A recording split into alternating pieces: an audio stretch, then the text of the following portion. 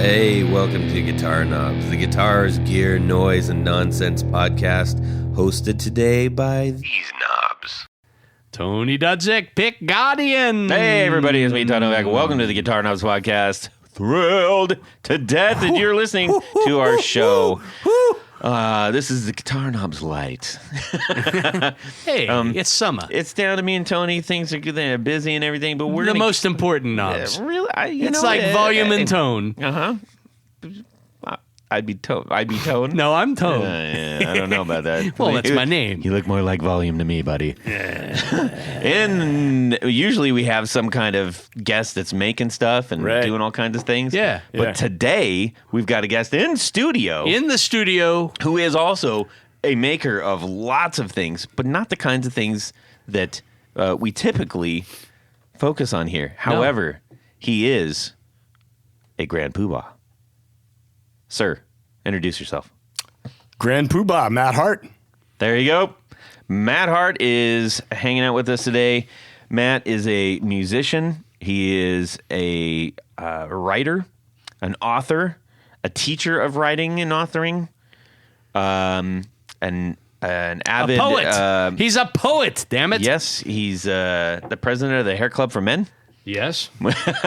Actually, no, Even when but I feel if around. he He's would not loan only the me some of president. his, I wouldn't be pissed. He's not only the president. Yeah, he's also a client. He's got a shocking coiffure.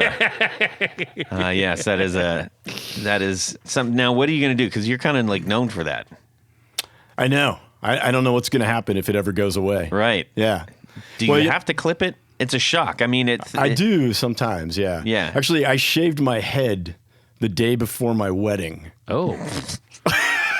Probably not a good move. Yeah, my wife thought I looked a little like Curious George. It was... Yeah. But did you leave the burns? Yes. Okay. So yeah. you had... So I had the burns, but they weren't gray back then. They weren't. Yeah. Great. So you look like a skinhead, like a real one, I know, with braces and the whole 9 yards. It was terrifying. Right? I said never again. Fred Perry shirt and the whole 9 yards. Yeah. Ah, yes. Yeah. My Never favorite again. Camper Van Beethoven but the good song. kind of skinheads, not the great jerk one. ones. Take the skinheads bowling. Yeah. Take them bowling. So, anyways, a few episodes back, I mentioned that Matt invited me to come watch him do an oration. Sure. An reading. oration. Yes. A reading. Oration sounds way more like hefty. Sounds an kinda oration. I'm gonna go with that of the book that he had. One of the books that he had just recently published and was going through, and he's been posting them. Is it week by week? It's week by week. Week by week. Yeah, he's doing a reading week by week, going through this book. Anyways, met up with him, and he was a supporter of the show and everything. But I know he's also a musician, and we had an amazing time while he was doing his thing. And it was when you meet up with somebody, and I know that so many of us out there, when we do get the opportunities to meet with each other in various ways, you're kind of already in. And hopefully you're in a little bit more than like a tiptoe in. And for the most part, I can't say of a single listener that we've met, or even guests that we've met, that we have not been able to completely embrace. And it's felt like long lost brother from another mother. That's what right. I mean? Everything clicks. Yes. So I definitely got that from Matt, and we probably could have just sat there and talked for hours. I wish we could have done that. Yeah, it'd be Rather fun. than having me read, but yeah. You should have had Todd read your poetry. That would have been fantastic. So, what's this? It doesn't even make sense. Use the word solder in your next right. poems. Yes. Yeah. My next book is called Solder, and all the poems are called Solder. They all have silent L's in them. Silent P's. Yeah. Anyhow, so I said, we need to get you on the show because, you got a lot of rock and roll experience. Yes. And you love music, and that's what this is all about. And you Right on. love guitar stuff, and you're a cool dude, so that's tick, tick, tick, tick. And all he's the boxes. literally down the pike, down in Cincinnati. Yeah, pretty close enough, right? So he made the trek up tonight. We appreciate that, my friend. Thank you for coming in. Yeah, glad to be here. And recently upped his ante in a big way from Executive producer to Grand Poohbah. bingo, and we could not appreciate that more. Anyways, so we've got a great show tonight. We are super excited to talk back at about stuff. We didn't have an episode before this. No, we did have an episode before this. It was summer school, but before that, we didn't have an episode because I had. So when you would have, anyways, there was a gap in an episode. I was dealing with some pretty heavy family stuff, and I just couldn't get one out. So I apologize, everybody, but we're gonna make up for it for the rest of the summer. So, without further ado, I have a couple announcements. Number one, I got a message from Martin Cliff, our good friend out in Budapest. Oh, I that's believe right. He's still out in. Yeah. I think he's still out there. I thought he was in Romania. Maybe he moves around. I'm trying to remember. Anyways, he says he's in the Eastern Europe. Let's just wherever he might be. Fair today. enough. Fair enough. He said, "Loved the last few episodes, guys. Dr. No has such a cool attitude. Grez Guitars makes awesome looking stuff, and the Nam episode was hilarious. Brief update." Or shameless plug from me. For the first time, I think, in 8 years, I put some new music out. ! First single is called Back to the Garden Revisited. Out now with another single, We Were Wrong, due out on the 23rd of June, and an instrumental album called Simply Enough. Should be out 31st of July. Greetings from sunny Bucharest. Bucharest. I was close. He was in Budapest, but now he's in Bucharest. Yes, anyways. Martin, dear Martin, has been a supporter of us for the longest time, and we're just so thankful that you are out there and doing your thing. And you know what's funny is when we were waiting for Late Sauce Tony to arrive. Who? Matt and I were talking about music and recording it and releasing it and how marvelous it is, and you know, we still look at it as absolute magic that you can bang out something on a guitar and then get with some pals and record it or record it yourself, give it a little bit of zhuzh, and then you have this thing, and you're just like, don't forget when you do this, you are doing something that people can only dream of. There are few people that can take the steps to do it.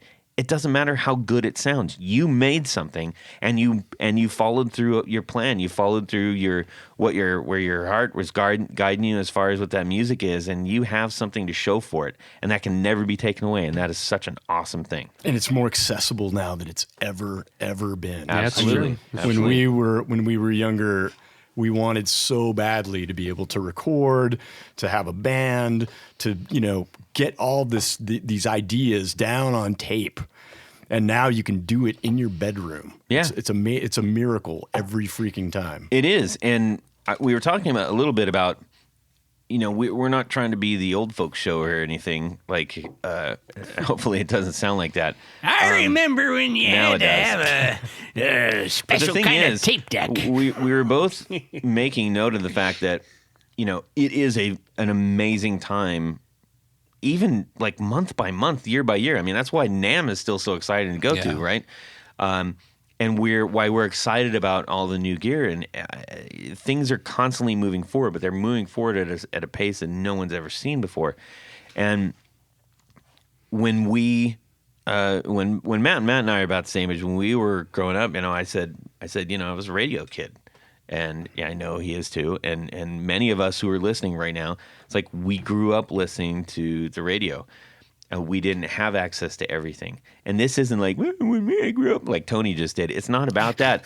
But I just wonder if there is an extra level of appreciation for the effort and for the outcome for those who haven't had just, you know, access to everything and being able to just put it anywhere they want, anytime, and everybody can have it.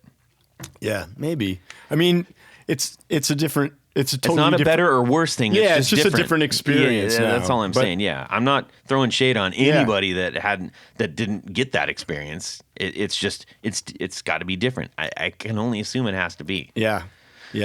I mean, we definitely probably value certain aspects of the tech that we have now and the access that we have to things that other people don't, but maybe they value certain other things more. Yeah, absolutely. So anyhow, Nice. it was fitting that he had said that, and we were just talking about it, so I wanted to relay that. Beep. Just checking that I hit record. Beep. But I did when you actually first came in. Beep. So that's only happened once. So One time. One time One was time enough. too many. yeah. Anyways, I also wanted to bring up. I saw this really great. I'm gonna plug this in. I'm gonna share this with the guys here Share real it, quick. please. I happened to be browsing my email, and on my email, I got something from Guitar, blah blah. Where was it? Here it is. I'm going to it. I'm getting it. Here it comes. Finding it. Here it is. So I thought Tony would especially like this. I see Rickenbackers. Yeah. So this is from guitar.com, where, we get a lot of good news and stuff like that. And it's an article. It says the genius of Roger Rosmeisel. Rosmeisel. Das ist gut pronunciation. Yes. Roger Rosmeisel. Eisel. Anyways, he is the legendary guitar designer who Yes. is largely responsible for the timeless and unique look of Rickenbacker guitars and basses. But there's more After he left to Rickenbacker, Roger Ricky's. Yes. he moved over to Fender. Tell us about it. Well, he was originally hired to become the head of production for the acoustic guitar division. Yes.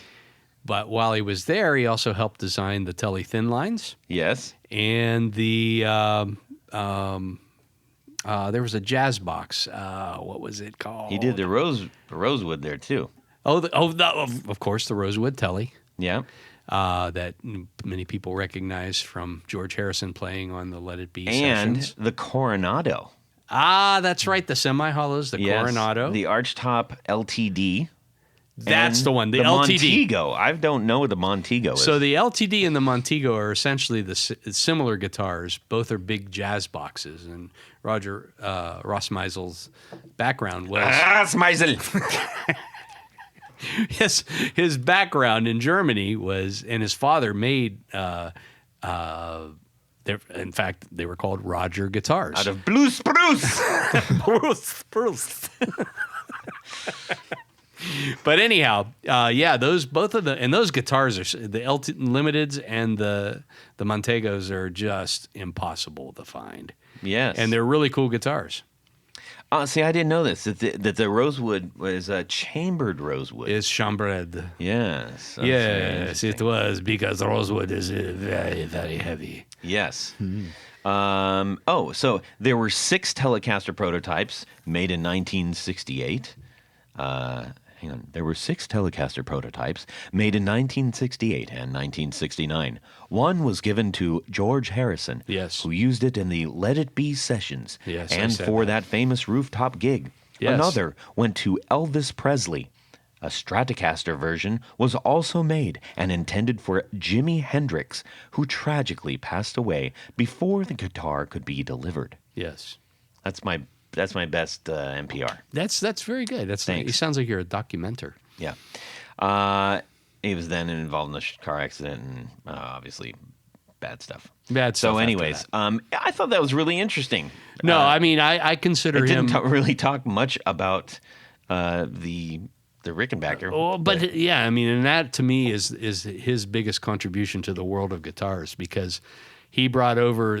I mean, he came up with the designs for what were called then Capris, Right. which later become 330s. He's responsible for the German carve pretty much almost single-handedly. The German carve on 381s, yes, and You know what they call the German carve in Germany? Das Carven. The German carve!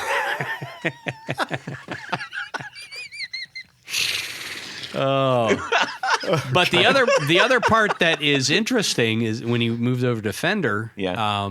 Like when he went to the Tele Thin Lines, those were actually made from a 1 or 2 piece body that was scooped out, and then a piece of wood was laminated on the back. And that became, it's actually really good structure, and it's similar to what happened in the world of Rickenbacker, too. That's how Ricks have. They're basically scooped out, and then they have a back glued onto the back. That's why there's usually binding on the back on, like, the curvy 360s. Binding on the back, sunroof crack, digging the scene with a gangster lean, baby. Nice. I'm on it. Yeah. Wow.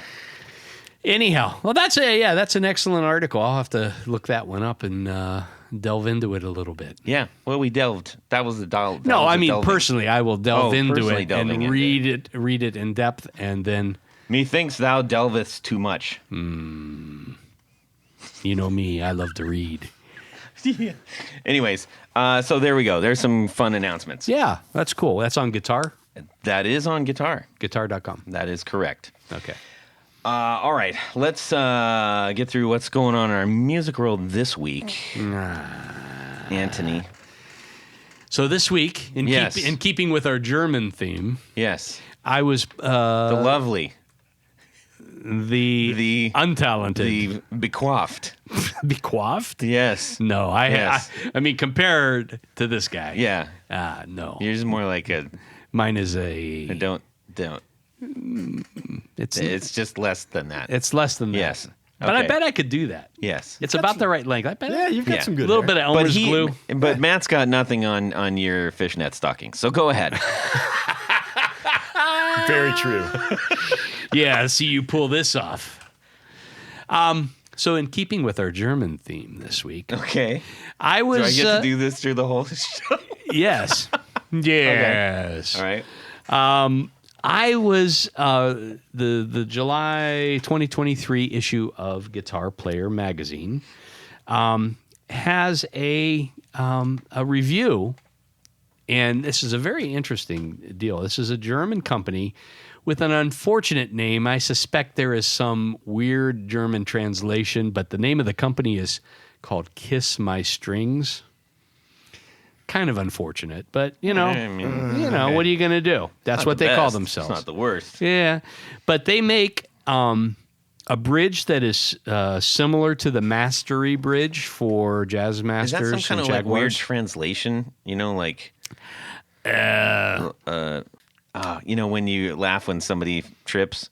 Anyways, they have these huge words that mean like entire phrases. I wonder if there's something lost in translation. It could be. I mean, there is if you go over to Kingsdale, Schadenfreude.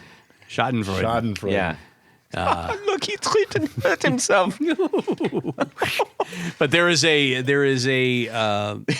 I'm not sure if it's a Korean restaurant, but it's called Light Bulb. Okay. All right. They probably didn't understand the translation Yeah. thing. I mean, There's one by us called Seasoning Crab. I'm like, what does that mean? I love seasoning crab. Yeah. Anyhow, this is a bridge for a Jazz Master or Jaguar or even Mustang that is similar to the Mastery bridge that has basically, it's similar to a intonated 3-saddle Telly bridge. Okay. And this one, again, it looks to be very well made. The review is very positive. The company also offers saddle sets for Telecasters, and I'm actually thinking of ordering one of these bridges up. They're not terribly expensive. I think it comes in after. After They're each of the saddles. each of the saddle is compensated, so it's they go like that, like a compensated one's up telly. and one's down. Yeah. One's up and one's down. Yeah, exactly. Interesting. But it also has very deep grooves in it, and if you're familiar with Jazz Masters or Jaguars, one of the problems is the strings like to pop out of whatever saddle, the threads of the saddle. So this is kind of a combination of a Telecaster and a Jaguar Jazzmaster bridge. So I definitely want to try one of these out because I do like the 3-saddle bridges. What's that going on? What is that going on? Yeah, what kind of guitar?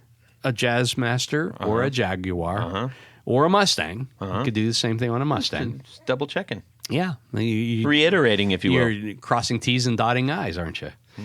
So I think I'm actually going to order one of these. They come in around $150, which is but it's comparable to what you would pay for a Mastery. Yeah. And I've used the Mastery bridges on a number of guitars. And it's just a bridge. It's not the whole. This is like just the vibrato bridge. setup and No, everything. not the Okay. vibrato. And that's one of the biggest complaints with people that have those particular models of guitars. The strings tend to pop out. The strings, the break angle on the strings is a little tough. Sometimes the strings actually rub against the base of the bridge. Mm-hmm. So this kind of solves that. I've used the Mastery ones on a couple of guitars. What are you going to put it on? I'll probably put it on one of my Jazz Masters. But anyhow, so there's that. And they also make a set of Tele saddles that are the same way. I think those run about $100. And the interesting thing, and this, I love the fact that they recommended this, is typically, you can buy compensated saddles that are all brass for Telecasters, which are great. But I learned a long time ago that if you use brass on the B&E and aluminum on the other two saddles, the EA and the DG, it brightens up the bass strings, but dulls down the treble strings. That's kind of cool. What they're recommending is they sell a set. Or is it? Is that not cool? It is cool. What they sell is a set that has That's cool to me. that has a steel EA, an aluminum DG, and a brass BE. Wow. So steel being the brightest of all the materials. So That's perfect for when I'm playing the Clash music. It would actually help you. It would help you. But, for years I've always used just, brass saddles. And then a few years back, I started experimenting using aluminum on the first two saddles, and that helped. I'm curious to see if adding That a sounds steel. pretty interesting, actually. Yeah. Do you think that like All Parts, do they offer anything like that, or WD or anything? WD offers some compensated saddles. They offer all three materials, but they don't offer a set that has all three in. Because I still got to get that for the vintage classic vibe, Telly. Oh yeah. And actually that other one, because it's got those individual like super long screws on them, goofy. Are they three saddle bridges? No, the Mexican is 6. Yeah. But it's the offset 6. It's the long screw with the offset saddle. Well, we got to change the plate because you need a three. Yeah, three it's screws. no bueno. We can make that happen. Yeah, let's do that. I know some people. Cool. So anyhow, so check it out. Their website is kissmystrings.de. Hey, it is what it is. That's Don't what let your mom see that. Yeah, don't be careful what you Google search. But it's pretty cool. Their website is pretty navigable for being a foreign website. A buddy of mine that was looking at this, he went in on his computer and it didn't recognize that he was in the U.S. And he was trying to decipher a German site. I So understand. they have a site that reads in English. That's brilliant. There I you like go. it. Now- I like it very much. Check them out. Do they say that there's some advantage to this bridge over, say, a Mastery or a Stay Trim? I don't think so. Okay. I think because I'm looking at the construction and it is almost dead on to what Mastery does. Okay. The Stay Trim is a little bit different. That's more like a very focused Mustang bridge, yeah. And they make a 7 1/4 and a 9 1/2. This one is. I like the lip that goes over that. I don't know why. You like the Mustang bridges? Just with the little, The little thingy. Yeah. Yeah. It's kind of nice. Okay. Don't know why. I use Mustang bridges on most of my Jaguar Mustangs and related Jazz Masters Okay. because I do like. I'm with you. I think that's a better bridge. Yeah. But Well, that was lovely, Tony. Thank you, as per usual. Check it out. Yes, Matt, delight us and enlighten us. All right. Well, since I'm a writer, and because Tony sometimes recommends books, Yes. I- And we're going to get into your full blown like all of your stuff in a little bit. Cool, but I feel like I have to. So I've been rereading this book, and I can't remember where I heard about it. I don't think I heard about it on this podcast. But there's a book by a guy named David Todd. It's called Feeding Back. Interviews with alternative guitarists. Ooh, that sounds awesome. Yeah. So it has interviews with people like Keith Levine from Public Image Limited, Roland S. Howard from Birthday Party, Jay Mascis, Lee Ronaldo from Sonic Youth, Kim and Kelly Deal from The Breeders are both interviewed in this book. It's really fantastic. It's a fascinating book. And I think the interviews are pretty good. Some are better than others because some of the interviewees are better at being interviewed than others. That's fair. And they seem like they're pretty much just transcripts of the interview that they did. But it's a really fantastic book. So I've been rereading that because I read it I think maybe a year ago and I got back into it recently. The other thing that happened it's Feeding Back. Feeding Back. Nice. By David Todd. Is there like a sub? I think it's Feeding Back Interviews with Alternative Guitarists. Okay. I think is the subtitle. But if you go onto your favorite, book website and search Feeding Back David Todd, it'll come up. That reminds me, I should give you, if you haven't read it, I got the Under a Big Black Sun. Oh no, I haven't read that. No. I'll get that to you. Okay, that would be fantastic. And then the other thing is, when I first moved to Cincinnati back in 1993, the very first show I ever went to was at this place called Sudsy Malone's, which was a laundromat and bar. And if you brought your laundry, you could get into the shows free. So we have one in town like that. Yeah, Superchunk played there. The Jesus Lizard, Guided by Voices. It was like all the bands of the day were playing at this place. And I walked in, and I'd just gotten to town, and there was a band playing, and it was a local band, a local Cincinnati band called the Tiger Lilies, but they had some good regional and even some national success. And there was a guy playing guitar, and as I walked in, he's playing this solo, and he stomps on this pedal, and it's like wah, wah, wah, wah, wah, wah, wah, wah, wah, like just insane, like one of the greatest sounds I'd ever heard. And it's one of the things that endeared me to Cincinnati for immediately, was just walking in and hearing that and thinking like, this is what's going on in music, right? I've arrived. So I never, at the time, I didn't know what a phaser was. Of course, I love phasers now, and that's what he was using, was a phaser. And I always assumed that he was using like an MXR, phase 90 or something, right? Yeah. Well, it turns out I'm working part-time at this record store now, and it's owned by that guy. It's called Black Plastic is the name of the record store.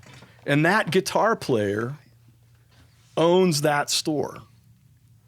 And for some reason, we were listening to something at the store, and I don't even remember what it was now, but a phaser came on.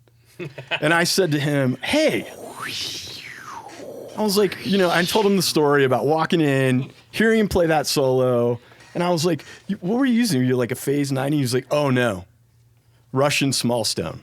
A Russian small stone. Yeah. And do I know? I'm stuck. EHX, right? Yeah, they made the small stone. Yeah, I know they made a small stone, but I didn't know. So there's a Russian one. Really? Yep. I gotta look this up. Look it up. Tony. Yep, I know. Look it up. I know all about it. Okay, go ahead. So I was like, all right, I've never tried one. Got to get one. Went on to the site we all go to, and there was one and it's black with pink, very reasonable price. There's a green one too. Did you have a black? I got the black one with the kind of pinkish red. Yeah. And so that is being shipped to me as we speak. I can't wait to get it. Oh, nice. That's really excited cool. about that. That's really cool, man. Yeah, I think the small stone is technically a phaser. I don't know what the comparable, because MXR made the 45, the 90, and the 180. Yeah. I'm guessing it's probably somewhere, maybe it's closest to the 90. Okay. Yeah. But that's cool. Yeah. Really exciting. That is cool. I think maybe I might have to see about trying to find one before this airs, and then And I like that they all like go that through the big roof. box, you know. It's like the big hunko metal. the big hunko That's metal. considering it's just got a toggle, a knob, and a foot switch. That's a lot of real estate for very little. Yeah, I know. Well, as we've often said, sometimes the size of the box actually adds to the tonality of the Definitely. Yes. I would be interested to hear. Hang on. I gotta plug this back in. Plug it back in. It'd be interesting to know what the difference is because Not unlike the Big Muff, there's the green Russian, there's the black Russian. Well, there's a green Russian small stone Yep. and a black Russian small stone. Right. I wonder what the difference is. Yeah. Is there How a does that white sound? Russian small stone? Oh, no. Just add some cream to it. Why hasn't anybody made a white Russian? They made a white rat. Yeah. Yeah. Anyways, All right. there you go. Somebody go make that. I'm thinking, there's a lot of people that could make that right now. All right, that's the challenge. But it's a muff off. It's not a muff. It's a stone. Stone off. No, but I was talking about the white Russian muff. A muff. Big muff. Small Yeah. muff. Anyhow, Medium that's very size cool. muff. You got to tell us what you think of it. right. Hopefully, it's not like a big letdown. Yeah. It has the potential for that. Certainly, I think. I know. Well, I mean, I wasn't aware of these. That's really cool. I mean, back in the late 70s, early 80s, Electro-Harmonix had, the small stone, Yeah. which was the phaser. And, it was in the chrome aluminum box or chrome metal box. And then I think the first era of this is when they shifted production over to Russia. That's when thus the Russian nomenclature. Yeah. Well, just for what I'm reading real quick, the black one was released in the 90s. And the green one was released in the 70s. Oh. So that's a pretty big chunk of time for things to have been altered and changed there. But the green ones right now, I mean, at least one that I see in Reverb is about $200. Woof. Wolf. Yeah. That's a lot of bucks to put your faith in. Yeah. That's a lot of phase 90s. The black one was more reasonable. Yes. Yes. Well, that's really cool. Very exciting. Let's see. For my week this What week. about you, Todd? What's going on in your music world this week? Thanks for asking, Tony. My pleasure.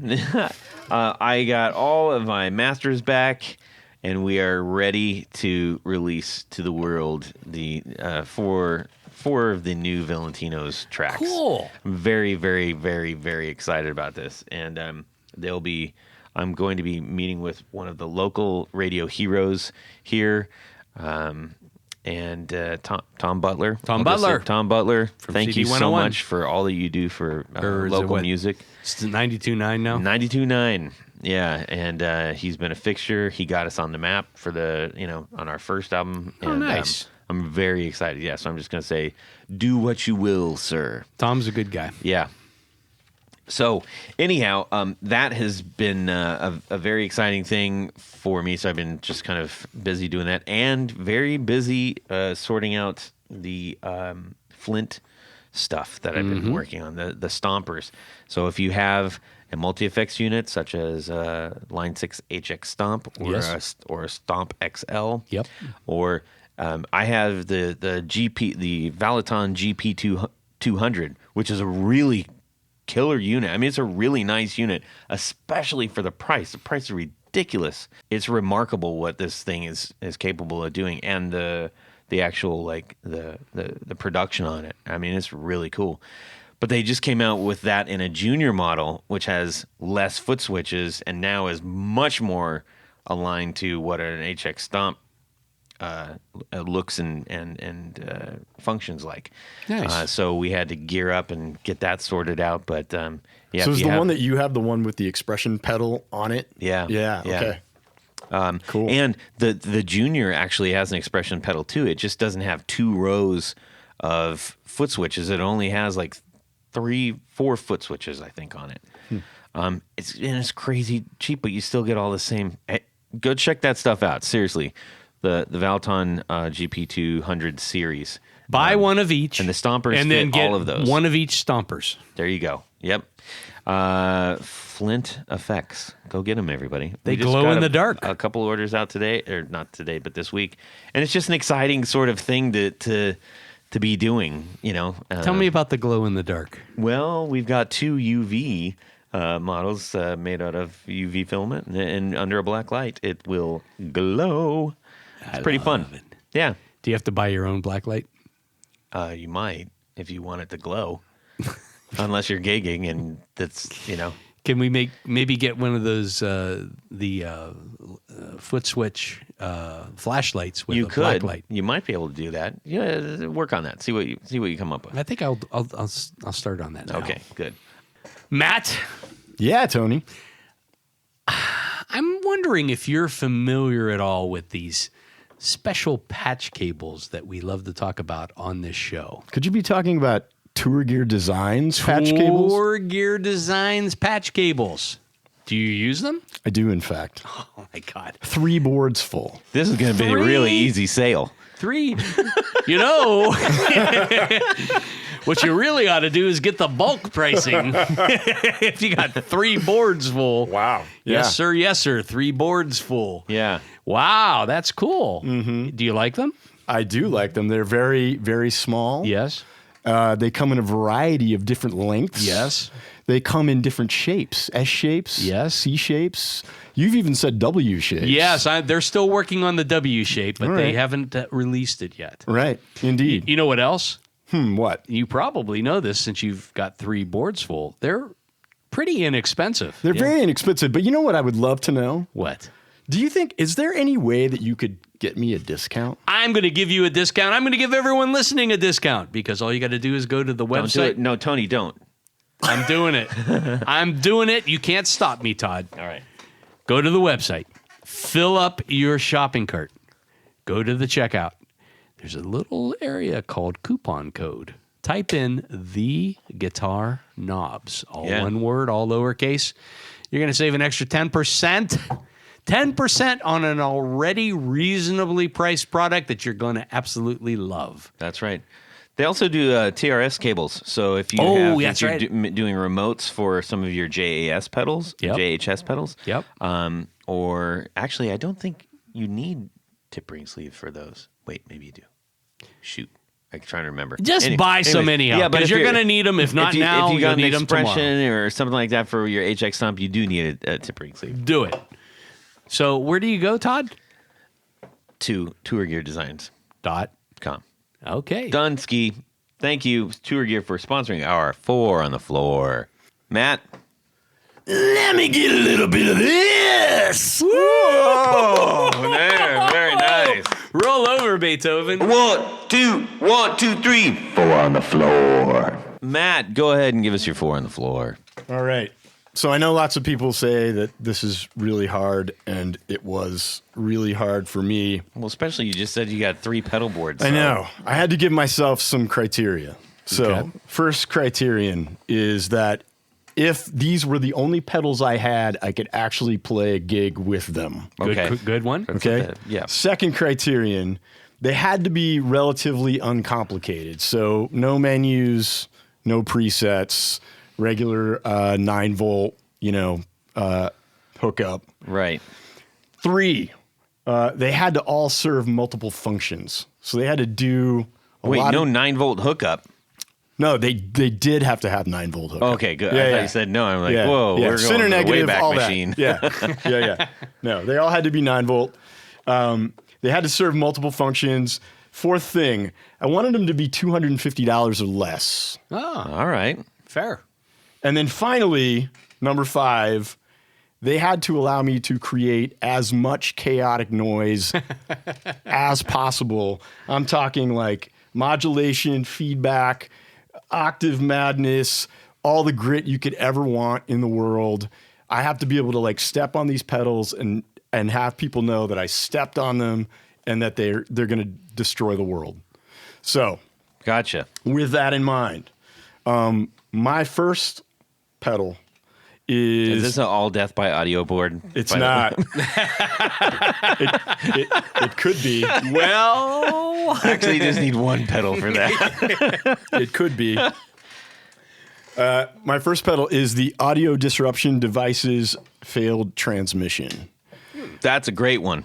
It is a great pedal, and you can do overdrive, distortion, fuzz. It has a noise knob. It has a malfunction knob. It has 2 switches that allow you to add bass either to the static that the pedal introduces or to your signal. Yeah. And it has overload booster switch on it. And you step on that and it just blows the thing apart. And I love that it does some oscillation weirdness. It does modulation weirdness. It can even sound like a ring modulator sometimes. So it's a really versatile pedal if you want to get like just kind of ordinary like overdrive sounds or ordinary distortion or even, just kind of ordinary fuzz sounds. You can do it with that pedal, but you can also do so much more. I mean, it is a really weird, noisy, amazing, chaotic pedal. That's super cool. All right. Chaos That's a good rules. one to start out with. All right, number 2. 2 is Death by Audio. For the longest time, I've had the Death by Audio Space Bender chorus modulator on my board, which is a really wild and amazing pedal. But it got booted just today because I got the brand new Death by Audio pedal, the Disturbance, which is a filter, flanger, and phaser. Okay. And it has this new feature where you can step on one of the foot switches and it locks the LFO so that, and basically the way Death by Audio is describing it is that it freezes modulation and you can really get just wild sounds out of this thing. I mean, and they've gone to great lengths to make sure that really this is like 50 different pedals in one. I mean, you can get so many crazy sounds. And there are some like usable, That's if you're into usable sounds. I mean, I'm not really, but if you're into usable sounds, like that's Ottawa, the asterisk note on every single pedal they make. Yeah. There are some usable there sounds. are some usable sounds. I mean, if you just want an Ottawa or you want a nice phaser or you want a nice flanger, you can get it out of this pedal. Okay. But if you want the thing to oscillate wildly and go completely insane, it will absolutely do it. I'm really thrilled about it. Yeah. Disturbance. Love it. Yeah, Johnny Marr up there just went, hey. Yeah, you did. Hey now. The third pedal is Beautiful Noise Effects When the Sun Explodes. Ooh, that's such a great title. Which that's a great album title, man. Yeah. Amazing lo-fi reverb boost. Also, it has modulation on it with this sort of feedback switch. So you've got reverb, and then you have a switch where you step on the foot switch, and it doubles the output of the reverb. And then there's a switch in the middle that you can put your foot on, and it ramps the reverb so that it sort of oscillates and keeps going. I really love that reverb pedal. It also has a gain on it and a master volume, so you can make it sound really messy, muddy, gritty, like lo-fi, total nonsense. It's really incredible. My favorite reverb pedal right now. And actually, sometimes it even you can make it sound really clangy and metallic, which is probably a sound that most people don't want their pedals to make, but I kind of do. I'm not getting that from you right now. Yeah. You seem pretty conservative. I'm very conservative when it comes to pedals, yeah. For sure. And then speaking of conservative, my fourth pedal is the Boss DD8. Okay. Yeah. Partially because there were other delays that I thought about. One delay that I really love is the Mid-Fi Electronics Clarinet, which he doesn't even describe as a delay, but it is. It's like a simulated tape delay kind of thing. Mm-hmm. But if I only have these 4 pedals and I have to play a gig, then I'm going to need more than just sort of tape delay. So I like that the DD8's got the reverse. It's got shimmer. It's got an analog setting. It also has a looper on it. It also has this ramp setting where you can sort of ramp the delay. It also has, I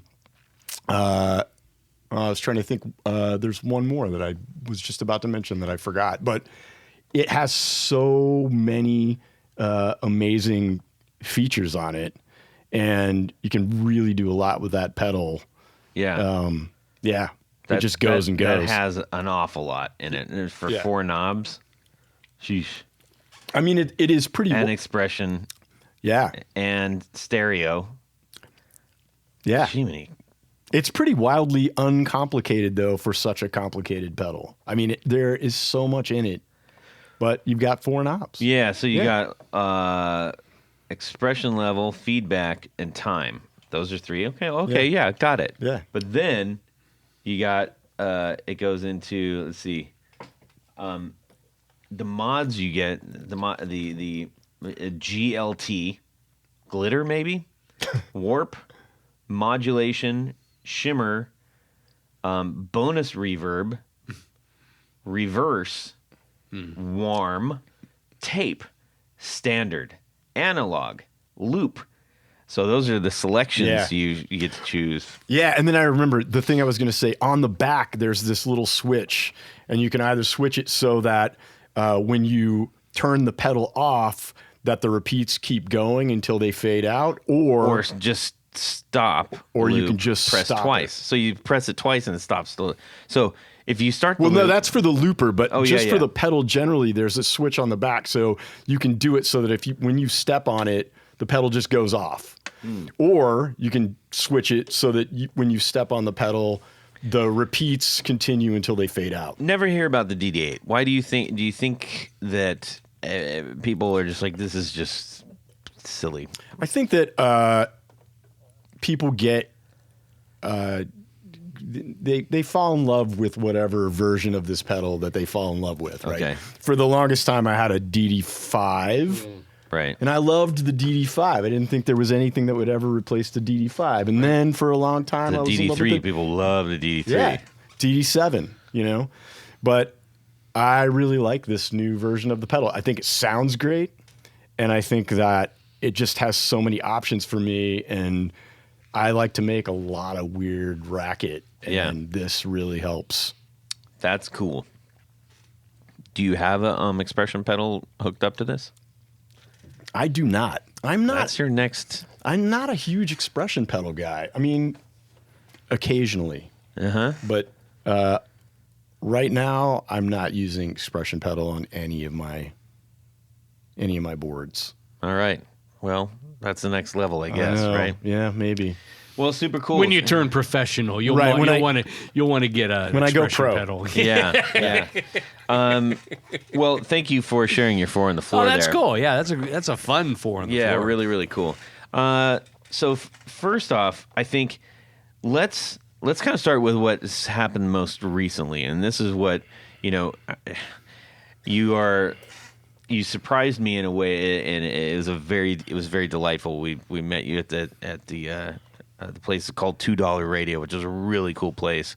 Book publishing, tap, coffee, vegan restaurant. Like it's like such a unique place. It's a great place. You came with bearing gifts. You brought me a record. Yeah, I brought you the latest R-Ring record. R.Ring is the name of the band. And the record is called War Poems. Right. We Rested. Right. Now, R-Ring is whom?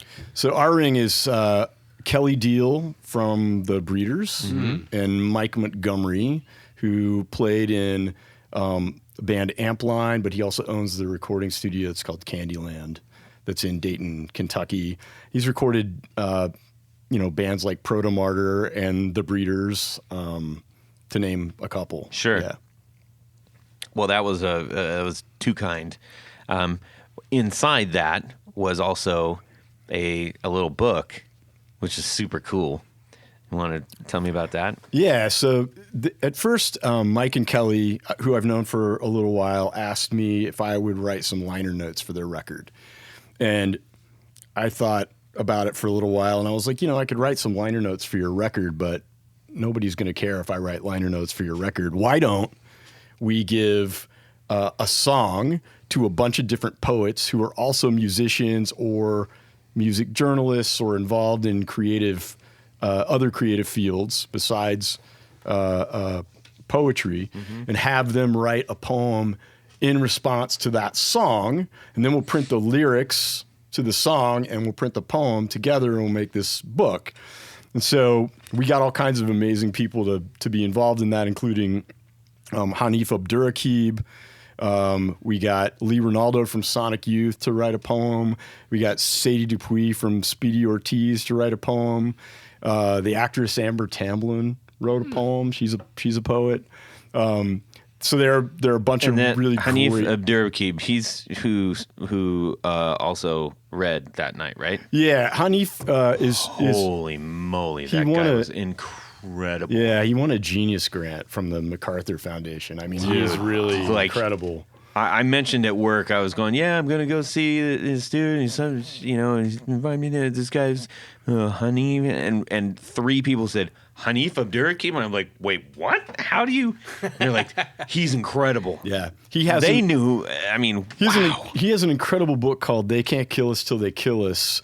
And it is largely music journalism, like essays that he wrote, but he's a poet. So the writing is absolutely fantastic. He's a great reader. He's, a really, really good guy. And that book is incredible. Yeah, he had the room in the palm of his hand.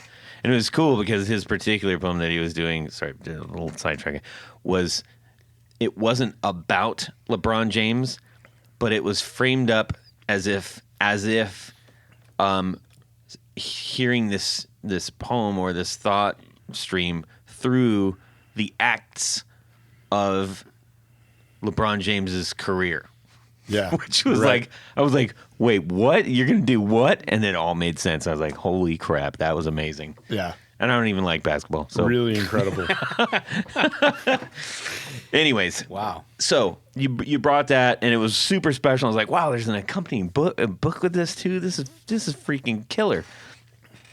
Well, why did you bring me that record? Well, so recently I got the opportunity to actually play guitar and bass with our ring at a show that they had in Springfield. It was like this festival that was going on. Right. And at first they asked me to play guitar. And I should say that I've known Mike Montgomery for probably almost 30 years. I mean, he did some recording for me or of me back in the mid-'90s. I was in a band called Squirt Gun, which was on Lookout Records. And we toured all over the States and in Europe and had videos on MTV and had a song in the movie Mallrats, which is the only reason that anybody knows that band. And at one point, I had to do some recording, and I couldn't go to the studio where we usually recorded, which is in Lafayette, Indiana. So I ended up going to this studio in Cincinnati, and Mike Montgomery happened to be the engineer. So that's how I met Mike. And then now, all these years later, Mike records the band that I'm in now. And which is? We're called Never Knew, Nevernew. And so Mike asked me if I would play guitar for our ring at the show, and I said, yeah, that'd be fantastic. And then, he let me bask in the good feeling that I had about that. And then like 2 days later, he said, okay, it's going to be like 20 songs that you have to learn. Because I was thinking like 10 song set, something like that. It's like 20 songs. And this was only a couple weeks before the show. No, this was like a couple months. Was it? A couple months, well, yeah. So when I talked to you, it was like maybe 4 weeks out, maybe tops. Right. Yeah. So then he's like, hey, have you ever played bass? And I said, no, I have not. And he said, well, we need you to play bass on like 11 of these songs. Hey, and then can you do some drumming? And so I had to try to learn how to play bass. I feel like now I am a maybe half passable indie rock, punk rock bass player. There you go. But it's a really different. I mean, I know the old joke is, right, how hard could it be? It's a guitar with 4 strings. It's even right? less strings. Yeah. But what kind of bass are you playing? I wanted to get something that I felt like would be akin to the guitars that I often play. So I actually ended up getting a Squier 60s classic vibe Mustang bass. Oh, yeah. Okay. It's a little one. It's small. Yeah, it's small. That's what our bass player plays, actually. Offset. I really like that bass a lot. And I didn't like the pickup that was in it, so I got a Lawler pickup for it. And it sounded really great. But I learned sort of how to play bass. I mean, I'm a singer and a guitar player most of the time. And I was telling you earlier that, like, if you're a singer and a guitarist and you're jumping around and you're playing pedals, you teach yourself how to nail the 1 and 3 and you try to ignore the rhythm section. And to play bass, you got to play on the 2 and 4 and you got to lock up with the bass drum, Right. So I was really nervous about being able to do that. And I asked a friend of mine who's a guitarist and a bass player, like, can you tell me how to conceptualize being a bass player versus being a guitarist? And he was like, man, I know you like to dance. It's like dancing. He's like, you gotta when you're dancing, you're going with that bass beat and you're throwing your hips at the 2 and the 4. And he's like, that's what you gotta do. You gotta play it like you're dancing. And for some reason, somehow, that really helped me conceptualize what it would be like to play bass and lock up with a drummer. So it was really a lot of fun. Now I'm like, God, why has it been 30 years and I never really played bass before? Like, right. I love it. It's fun. I love the instrument. And I got a Fender Rumble 500. I think it's the 500. It's the one that's got the single 15 in it. 210. Yeah, it was right on. And by single 15, you meant 210s. Yeah. I was guessing completely. Yeah. It's kind of like a 20. Yeah. It sounded great. So it was really, really super fun to play with them. I'm hoping there are going to be more shows. I mean, there may be more shows down That's the road. awesome, but man. I mean, it's kind of hard because Kelly's playing with Proto Martyr and with the Breeders, and they're doing a lot of shows. So she's gone a lot. And Mike's got other stuff that he's involved with and dealing with. So that's wicked. Hopefully down the road there'll be some more. And the show was a lot of fun. Yeah, it was great. I think I was probably so terrified for about the first half of it that I didn't even look up from what I was doing, other than to switch, between guitar and bass. And there's one song where I played a skateboard. So I had to actually hold a skateboard on my shoulder and then roll the wheels into the microphone. Fancy.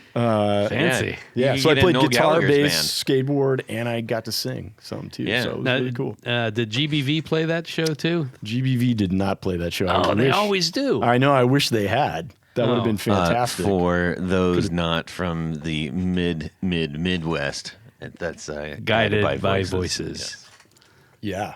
Featuring Robert Pollard. One of the loudest shows I ever saw in my life was at Sudsy Malone's, the aforementioned Sudsy Malone's. It was Guided by Voices. And I had to leave. It was so loud. What? It was so loud. And you guys know. That's the same way with Dirty Dungarees here. It's just like, holy moly. You gotta get your fingers and someone else's in your ears. It can get loud. It was unbelievable. So you're saying the washing machines were too loud? Yeah, the washing machines were too loud. They were drowning out the band, and all you could hear were washing machines and Robert Pollard like taking drinks of PBR, and so there was. Couldn't hear the music. I had to go. Yeah. Wow. That's awesome. I don't blame you. It was really loud. I don't blame you. Well, so let's talk about some of the gear you're actually, wait, we'll get to that in a second. Let's talk about your, you came in, we were talking about you're reading your poetry and everything. You're one of the people that, I love meeting people that have a lot of things that they're into, but those things that they're into, like they're really into, and that takes talent too. That's To do poetry, you've got to talent, be really into it. or just super compelled to do it. Right. So you were an author. You made a book. Now, Several books. several books, yes. But the book at the time that you were reading, we were listening to that. But I also learned that I learned a ton about you in like 5 minutes. It was crazy. I was like, damn. It's like speed dating. Wow. It was, and I got a gift.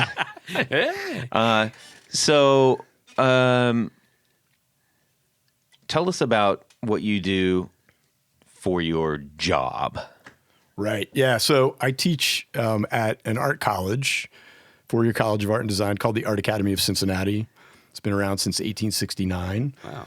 I've been teaching there almost that long, but actually, I've been teaching there 23 years, Oh, wow. I think, at this point. Good for you. And my undergraduate degree was in philosophy. So I teach, and then I went to grad school for philosophy and then spent like 10 years touring with bands and doing all that kind of stuff. And then went back and got my MFA in poetry. And so ended up at the Art Academy. I didn't even think I really wanted to teach, but I got this opportunity to teach a class and I loved it. It's so great. And, it's so fantastic teaching visual artists. And, fell in love with it. We have a creative writing major at the Art Academy now that I helped to establish. So, I teach poetry and literature classes, but I also teach aesthetics. So I'm teaching the philosophy of art. And my students are absolutely amazing, imaginative weirdos, like in the best, greatest sense. They're always surprising. Like I never cease to be amazed. Mm-hmm. And I use that word miracle earlier, and I don't throw that word really around casually, but I think that that art is. Well, you've dropped it twice so far. I know, so, but art is the context of our lives where the miraculous still actually happens, Mm-hmm. And so, I feel really, really grateful to be able to teach in that college. And we've got there are a lot of students who are musicians there too. So, it's exciting. Every good art school's got to have musicians, man. Every day. Yeah. Yeah. It's amazing if you listed all the bands that you're like, oh, wow, I really love them. Like how many of them actually went to art school? Totally. It's kind of nuts. Yeah. That should be that's a book right there. You Yeah. should figure out all the famous band people that were art students. School bands. Yeah, for sure. Yes. And so I was really impressed by that. So you got that going for you. But it helped me actually relate not only to what we're about to, go through when you were reading, but I think it helped me relate to you as a person, as also a person who is, got his hands in maybe too many pies, and an art student and an art teacher myself. That's like, I was like, man, you're my guy. Yeah. Yeah. So I really appreciate you providing that opportunity to meet up, and immediately I was just like, got to get you on the show, because aside from producer Poohbah, any of that stuff, is just like, no, man, I know you're gonna have a great story because you got it up here. So you better deliver. Right. Let's talk about, so you're obviously interested in things of where the mind will take you, and how you steer that, but steer it with your open eyes and your inspiration. Because it's not just, I don't think that it's hard for me to envision an artist of any kind having complete control of the wheel. Right. So it's much more like being a ship captain, right? than driving a car. Yeah, or maybe like being the sail on the ship and being sort of blown around from harbor to harbor. I mean, I am all about the creative process. Like the creative process is the foundation of absolutely everything that I do. And what I mean by that is that like I go downstairs, I have an office, you know, in my basement. I've got all my music gear set up there, and I've got my typewriters, and I have all the stuff that I've got a record player, and I go down there every day and I listen to music and I read and I try to write a poem every single day, and I try to write music every single day or play music every single day.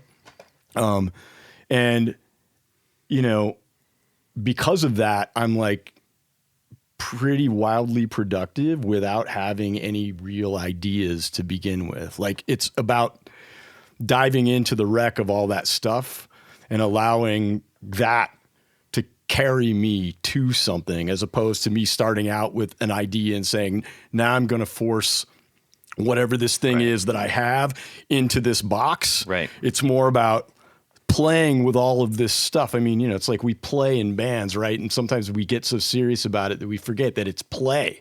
It's like I'm playing with all of these things and trying to be on the lookout for where they might want to go or where they might want to take me, right? So I write poems every day, and I probably at this point, I write a song a week. And people are like, you write poems every day? You write a song a week? Like that's so much. And you know, yeah, it's a lot, but most of it's really bad. Right? It's really bad. Yeah. And the problem that I think a lot of people run into, and you know, this happens, you run into this in art school all the time, is people are like, you know, I've got writer's block, or I can't think of any ideas for songs, or, you know, I don't, and 9 times out of 10, it's because they're letting their expectations of what these things are supposed to be get in the way of actually just getting in there and like messing around, making a mess, right? Right. And seeing where that might go. And, you know, like If it's not the best thing that they've ever done or that anybody's ever seen, it's very difficult to get yourself to get messy enough to let it not be that. Right. And I like the reason that, you know, I can be as productive as I am is because I don't care whether or not any of the things I do are any good, because I believe that quantity will lead to quality eventually. So it's like, I think that's also guided by Voices philosophy too. Totally. Man. Yeah. I mean, you know, it's like if you write, you know, 10 songs in a month, one of them will probably be pretty good. And there might be a couple of them that you could tweak or take to band practice, right? And get the collaborative thing going, have other people sort of weigh in on. And then suddenly you've got like maybe 3 good songs out of 10, right? Yeah. But you have to be willing to like let go of your sort of preconceived notions. You can't be sacred. No, you can't be sacred, and you can't be precious. You got to let go of your preconceived notions about what makes a good song, or what good guitar playing is, or, you know, what makes great song lyrics or something. Yes, because we all know how far the people who have been on The Voice have gone. Right. Well, I mean, here's the thing. You know what I mean? It's like people think like good songs, right? If you write good song lyrics, it comes out of like significant experiences, deep feelings, heavy duty thoughts, but it doesn't. Song lyrics are made out of words. So the question is like, where are you going to get your words? And you can't, if you've got, you know, significant experiences and heavy duty thoughts and deep feelings, great, put them down. But if you don't, find some words somewhere. I mean, words are everywhere, right? And start playing with those on the page. Like, do some free writing, see where that goes. Try to be on the lookout for the place that you get to where you're come face to face with the things that are on your mind that you had no idea were on your mind. Yeah. And bam, suddenly then you've got lyrics, you know? I want to stay here for a little bit because I think this is a really cool place to be. I think one of the toughest things in trying to say, okay, I'm gonna, even if you have an idea and it's a good one, one of the hardest things to do is to not be bound to being linear about that. This happens, and then this happens, and then this happens, and then this happens, and then this happens. Right. You know, if you think about it, more often than not, songs that we love, that we know all the words to, aren't point A to point B to point C, point D in that manner. There's gaps that allow you to be in it with them. Or are just turns of phrases that make you feel something in the midst of maybe a lesser interesting narrative. Right. Or even, you think about like, we think sort of typically about like, verse, chorus, chorus, solo, verse, chorus kind of structure, right? Yeah. I mean, why can't you have a song that's, Bob Dylan wrote songs that were all verses, right? Why can't you have a song that's all choruses? Why can't you have a song that's one chord played over and over again, right? Like there are so many possibilities in anything that you can do. Yeah. Right? Why allow yourself to be sort of stuck in this sort of one way of proceeding when there's so many possibilities? And when you look at the history of the sort of art that we love, and you listen to the music that we love, almost none of it is verse, chorus, solo, verse, chorus. I mean, there's some, but there's a lot of stuff that's just so weird. Like, I love Sonic Youth, like one of my absolute all-time favorite bands, right? And they have stuff that just sprawls. I mean, there's just racket for days. Yeah. And stuff emerges out of that racket. And it's always amazing to me when and I don't know if this is entirely true or not, but my understanding is that they would write and compose and record the music before they ever did lyrics or melodies to those songs. And when you think about that, that's how the Smiths worked. Wild. Same thing. Wild, He'd be doing one thing, he'd be doing another thing, and they, Yeah. And it's only after the fact you've already got this music, and then you go and you put sort of, lyrics and a melody to it. Is mind blowing. It's amazing, Like, we don't know how to do it another way. That's the only way I know how to do it. We do that too, but there's so many people that I know that are musicians and who do write really great songs who will start with lyrics, for example. Yeah. They'll start with a melody. It never works that way for me, right? Yeah. And I certainly would never be prescriptive about how to go about. It's not a better or worse, doing just anything. however it does. And there's I think Robert Smith famously was recounting. I was like, he will write down phrases and tear them out, and he literally has it like a big fishbowl. And then when he's doing a song, he's like pulls something out, and there's like head on the doors. Dream. Okay. Yeah. Let's go with that. Right. When he's stuck, he reaches and pulls one out. And I'm like, man, that is so freeing. Yeah. If you can allow yourself if you can give yourself permission to not have to be so prescriptive. Yeah. I mean, there was a poet named Jim Stafford, and he wrote a poem every day for years and years and years. And somebody asked him, like, what do you do on the days when you're not very good? And he was like, I just lower my standards, which is like some of the most helpful advice you could ever have as a creative person, right? It's like, I need to be engaged in this process. I'm compelled to do this thing. I want to do it. I love to do it. So, well, let me shift a little bit real quick here. And this will get in, I think Tony will probably be able to jump into some of this stuff. Are you saying I'm not creative? No, I know that I know that I caught you just being a listener. I was listening in the best way. No, honestly, in the best way. You're fascinating. Yeah. So I have become aware, like if I'm going through or writing, I'm making some music, right? I'm creating riffs and pieces of songs, and I'm trying to get them together. But I can get really, really into, when you lock into something like, oh, I love playing this and I want to keep playing it. And then you deviate the next day and you say, yes, this is even better. But then pretty soon you listen to them all back and you're like, damn, I just played the same song like 7 times. just a little bit different, right? Yeah. Sometimes you can recognize that and stop yourself from doing it, or help yourself not fall into that trap. Because that can also be like a kind of a sucky place to be, and somewhat demoralizing if you're like, I can't get out of this box that somehow I found myself in. Right. And not that you're consciously not trying to be in a box, because I think you just have to kind of just like go with it. But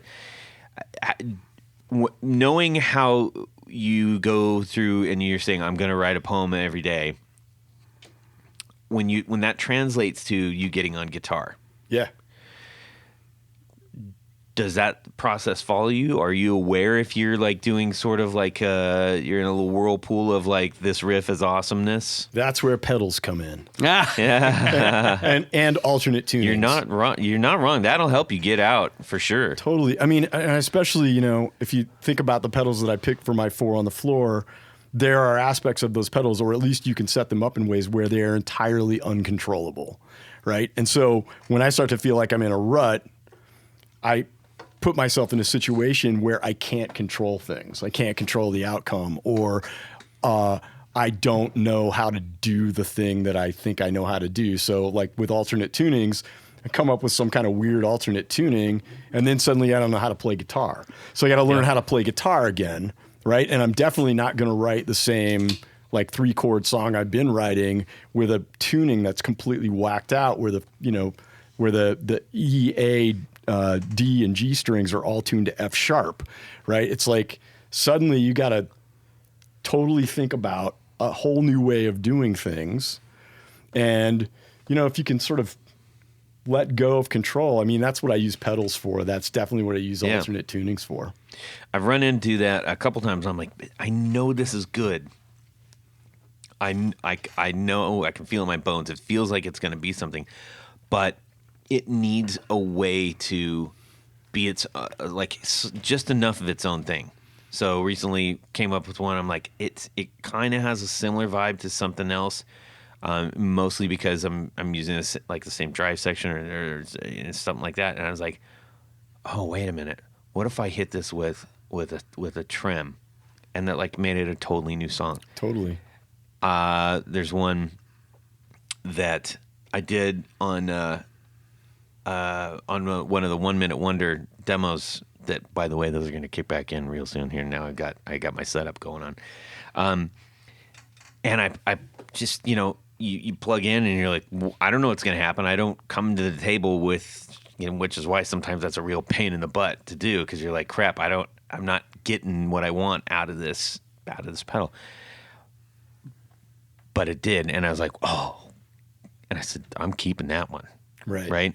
And it was a real heavy slapback reverb, really, really heavy. Right. I was like, this sounds like us, but not the us that we're used to hearing. Right. And I sent it off to my singer, and she's like freaked out. She's like, oh my gosh, yes, we got to do that one. So it's just little things that it doesn't have to. You don't have to completely change everything, and everything doesn't have to go full on. Like if you're at 2, don't turn it to don't go 12. Just go to like 4. Yeah. That'll change things too. Yeah. But giving yourself permission to do that, I use that term a lot, even in my daily work, especially with like clients and stuff like that, because that's when people can usually put up the biggest walls.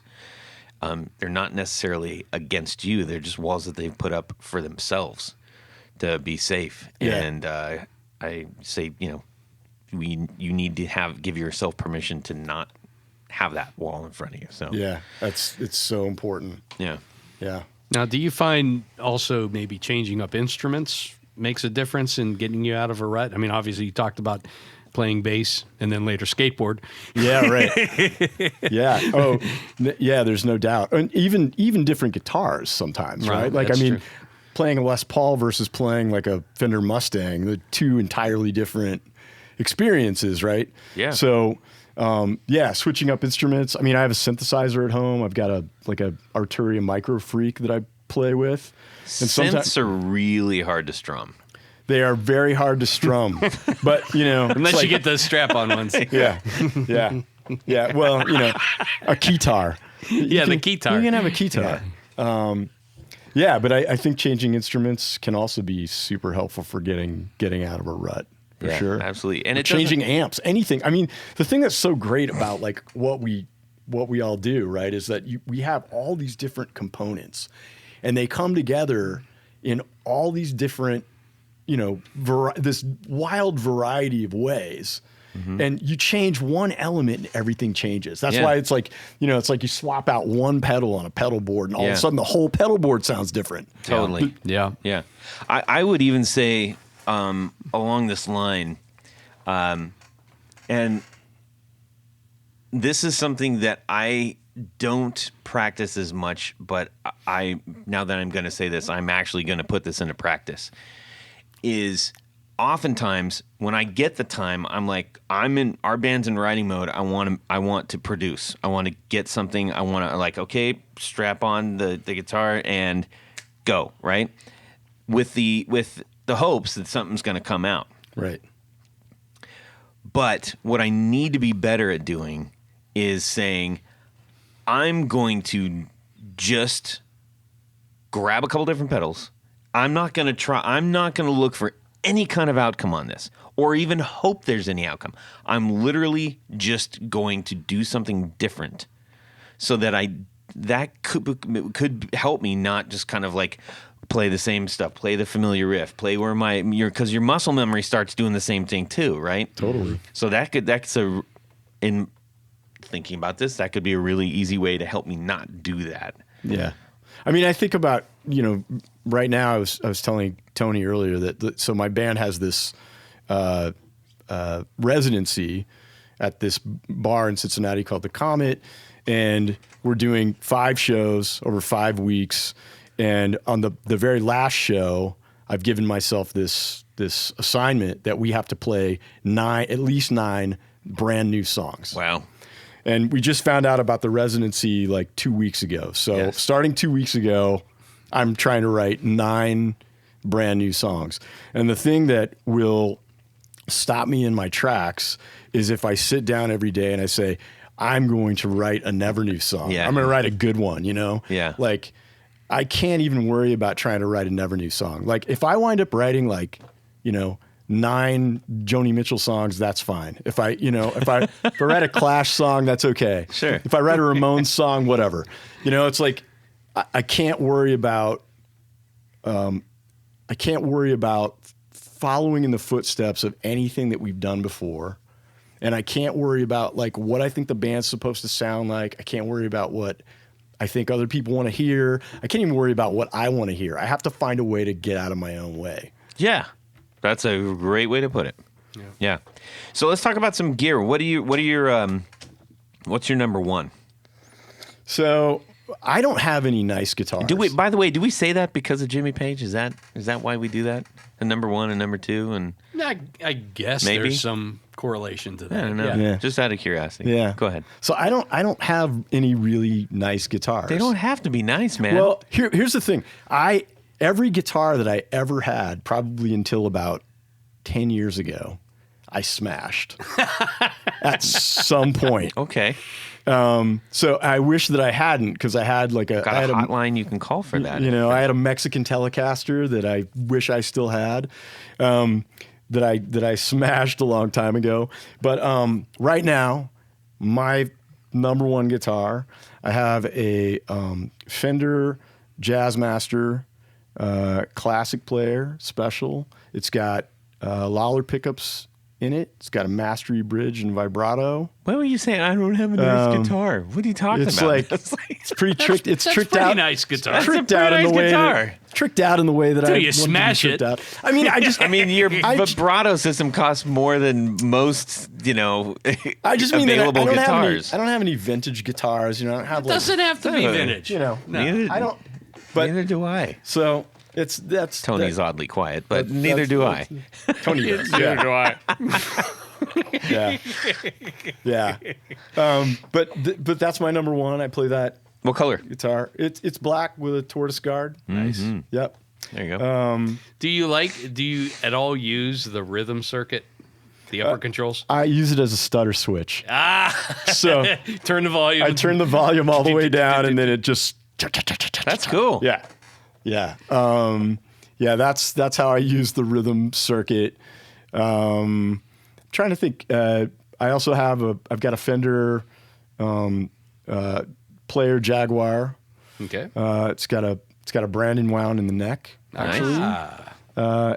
I tend to write because we're a trio or a 3-piece, and I'm playing typically I play pretty bright single coil guitars. I'm not a huge fan of humbuckers. Whenever I play humbuckers, they always sound muddy to me. They don't sound muddy when other people play them, but to my ear, when I play them, they seem to sound muddy. So I play these pretty bright single coil guitars, and so Is I'm your bass always using the tone, neck. Thick, or is it trebly? Is your bass player's tone? It's pretty well. It's sort of in the middle. I mean, he's kind of a lead bass player for sure. All right. He's definitely not just following along with what I'm doing. He's very often playing counterpoint or playing Peter something Hooky entirely kinda different. thing? Yeah. Okay. For sure. So I'm going to recommend, if you want to outfit a humbucker equipped guitar, get some low winds. Lawler makes a great set of low winds. They're underwound pickups. Okay. They're going to be brighter. You'll still be hum canceling, obviously. Yeah. But I know a lot of people that only like single coil guitars, that if they have a humbucker equipped guitar, they use low winds. Oh, that's and there's great. other companies that make low winds, but look for a low wind rating. You're usually 5.5, 6. Oh, okay. Instead of 7 or 8. That's great because the Jaguar that I have is an HS. So there's a humbucker in the bridge. Yep. And I pretty much never use it. Right. I'm always just on the neck pickup. Well, So we Get changed a that hold for of you. Zach and tell him you want a low wind bridge pickup all right. for Yeah. your Jaguar. Will do. yeah, And, because he's doing all the stuff at Brandon Wound now. Yeah. Right. Yeah. I have a Fender Mustang. Okay. Nice. That's got Brandon wounds in it. And I've got a couple of I don't What have color is the Mustang? it's Sonic Blue. Of course. Okay, is that the vintage? Is that the vintage color one? That's what Kurt played. Your favorite guitar player. Yeah. Yeah. It doesn't have a tortoise guard. It has a pearloid white guard. I know a guy. Yeah, I know. Can make it happen. Yeah. So do you find yourself kind of heading towards the short scale lengths, like the Mustang's 24 or the Jaguar's 24? Yeah, I do. I like the short scale. I mean, I don't have the most giant hands in the world. I like short scale guitars are pretty cool. Well, assessing his hands right now. Yeah, Yes. Okay. Yeah. Yeah. Yeah. But I definitely like my Jazz Masters. It's that's Right. the number one for me. And I've got a J Mascis Squire. That's Jazz Master. We've talked about this before. Yeah. That is one of the best guitars Squire ever put It's out. a sweet guitar. I put Curtis Novak pickups in it, and it's got a mastery bridge and vibrato on it too. And so Curtis makes some great stuff. really good guy. fantastic. That's cool, fantastic man. Guitar. Yeah. How about your amps? So I used to have a bunch of tube amps, and now I don't. I have the sort of main amp that I'm using is a Roland JC40 Jazz Chorus. Okay. Oh, wow. And I like even the distortion on that amp sounds really cool. It's a 210. Mm-hmm. It was 40 watts, which is plenty loud for anything that we're doing, and the takes pedals really, Yeah, really that's well. the thing. If you're using a lot of Yeah. pedals, that's a fantastic platform. Tony, can you quickly address when you get I know that watts aren't technically the thing, but Yeah. if you get a 40 watt tube amp versus a 40 watt solid state Tube amp's amp. going to be a lot louder. Well, the tube amp will seem louder, but you get there the breakup. there are divisions of tube amplification too. There's Right. Class A, Right. There's Class AB. Now the Class A amps are even louder because of the way they run. But generally speaking, let's say a 40 watt solid state amp will be equivalent to maybe a 25 or something in that 15 to 25 watt tube range in terms Yes. of loudness. But there's other parts of that too. I mean, That's kind of what I was trying to get you to touch on, because like I got the PV Classic 212. Yeah. All right. Now that is like, that'll blow my hair off. Yeah. Right. Well, it already has. But but the thing is, it stays pretty dang clean the whole way. Yeah, well, that's what PVs do. Right. Yeah. But if I because it's super efficient, right? So if I go to if you go Generally. to like a something that is the tubes are gonna break up faster, the more you push it, it doesn't necessarily get louder, it just gets more distorted.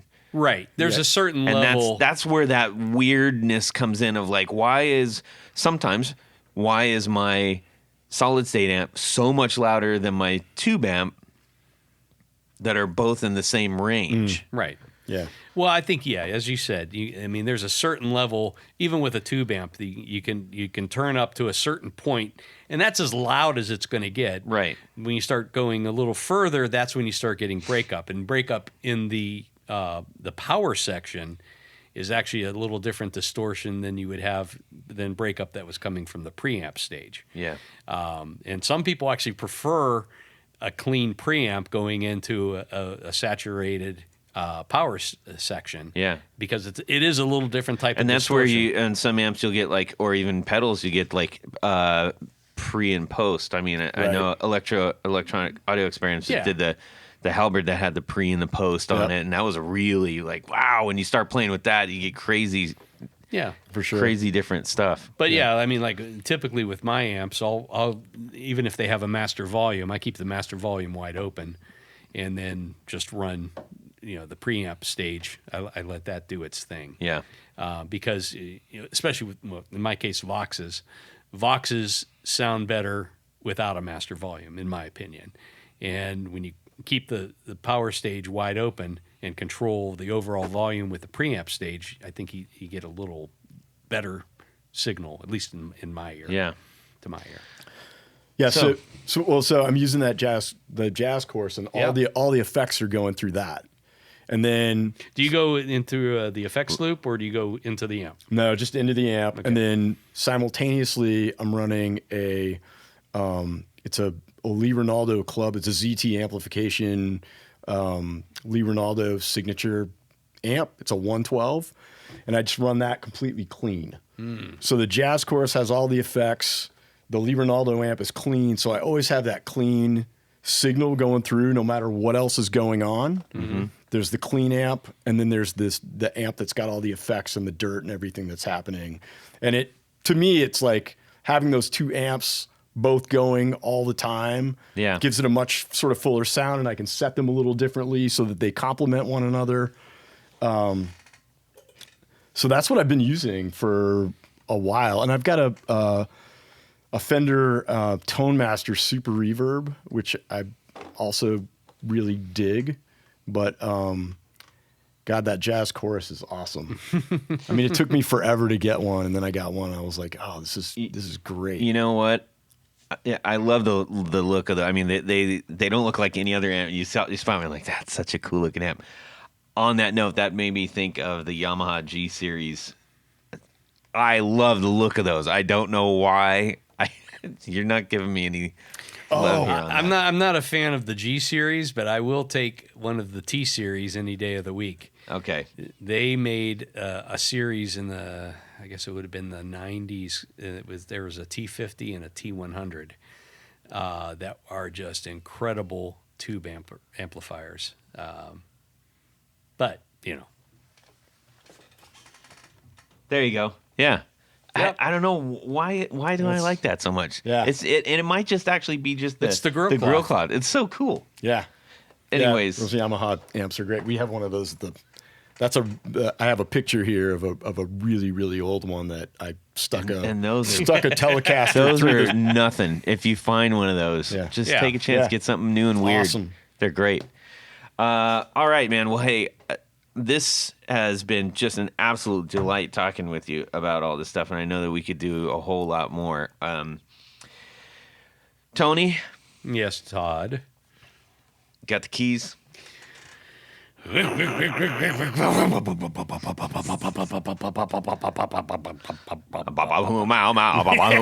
was anybody else right there? There you go. Okay. Okay, Yeah, we got the Bowser. El Camino. Wave bye to Jared. Hey, Leave him in Jared, how's the deck coming? Kick some dust on his windows there. And Yeah. You guys. So we just hopped in the El Camino. Yep. We drove down past old Jared and waved, and he threw a beer can at us. Can you believe that? Yes, I can. Oh, I don't know. Anyhow, it's come to that part of the show where we like to play a little game called Would You Rather? I can Okay, all right. I can never please you, Todd. You're so difficult.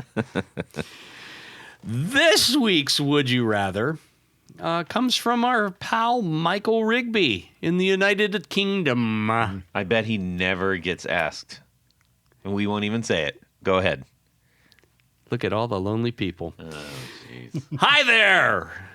Hi there. I'll do it in his voice, shall Okay. I? Love the show and love listening to on my drives around the British Isles. Yeah, he's gonna be so offended if he's from the north. Where is he from?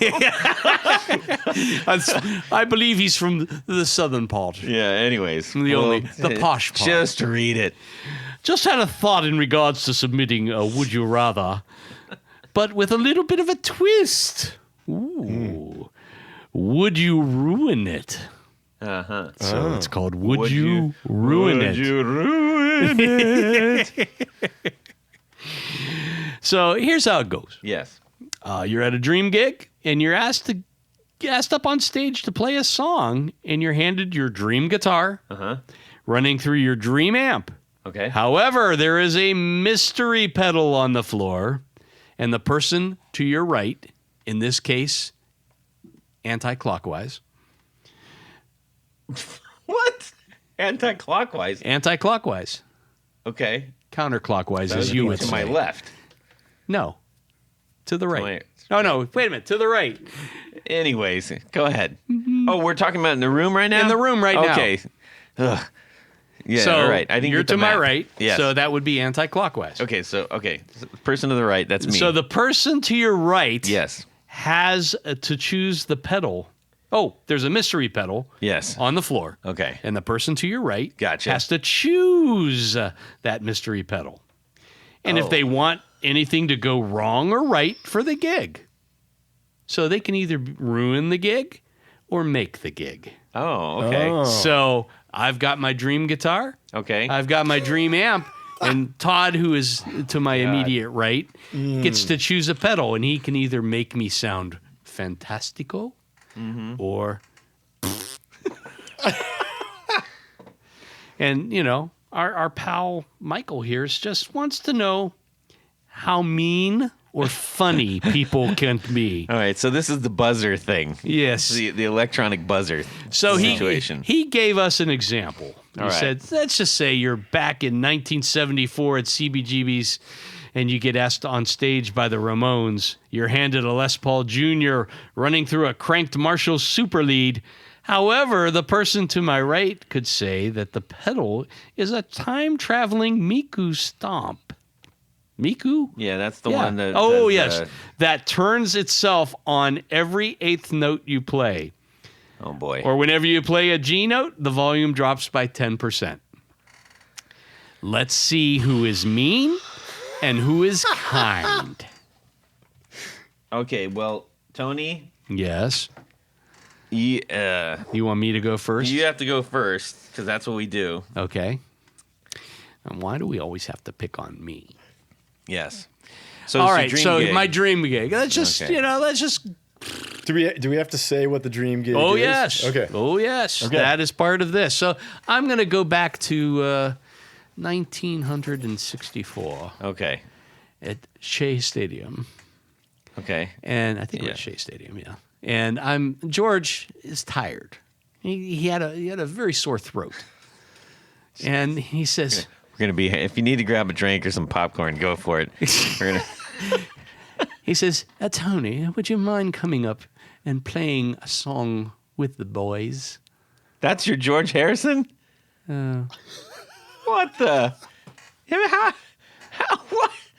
I'm sorry. There you go. Oh, Tony, would you mind coming up and playing a song with the boys? There, that's better. That's Is that closer. better? That's closer. Okay. Oh man. So here's my dream gig. Okay, so I We obviously apologize to everyone in the UK. no, I don't. I apologize to no one. That's so typical. Yes. Go ahead. So it's my Rickenbacker 12-string, Yes. the 360 George Harrison model, Yes. through a Vox Super Beetle amplifier. Now, Todd, being to my immediate right, are you going to make or ruin my dream gig with your choice of pedals? I'm gonna ruin it Of course. with the fart pedal. Oh wow. Yeah. Oh, you are very mean. Yeah. You're mean. You're mean as all get out. So the fart pedal, so every note that I play is going to sound like a fart. Is that correct? That is absolutely correct. Yes. If only I were to you and your immediate right. Yes. It is an amazing little thing. Yeah. It's got all kinds of different tones on it. Oh, Yeah. thanks, Very Todd. exciting. Yes. You're up next. Okay. All right.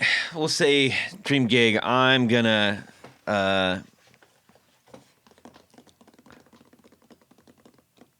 gonna make up a gig. Okay, And make it it's up. gonna be we're gonna do the John Anson Ford Theater. And you know what? I'm gonna throw myself in with Jane's Addiction. Juanes Adicciones. Yes. Okay. I'm gonna do the Mountain Song. Okay. Ooh. What is your guitar? Well, I mean, for that one, I'm gonna play Vinny for sure. My Okay. yeah, And what is your amp? my gully guitar. We're going that deep, huh? Well, I had to announce what I wanted. All right. I'll go because Dave's a little bit on the squealier side. I'll just go Marshall JMP. JMP. Okay. Now, Matt, will you be nice or mean? Remember what Todd just did to me. Yeah. I'm gonna be mean. Yes. Yeah. Yeah. The pedal I'm giving you is the Earthquaker Devices data corruptor. Yeah, that really does screw me on this one. Well, that's a bummer. Yeah. Yeah, you're going to sound real good. Try dialing that in. Yeah.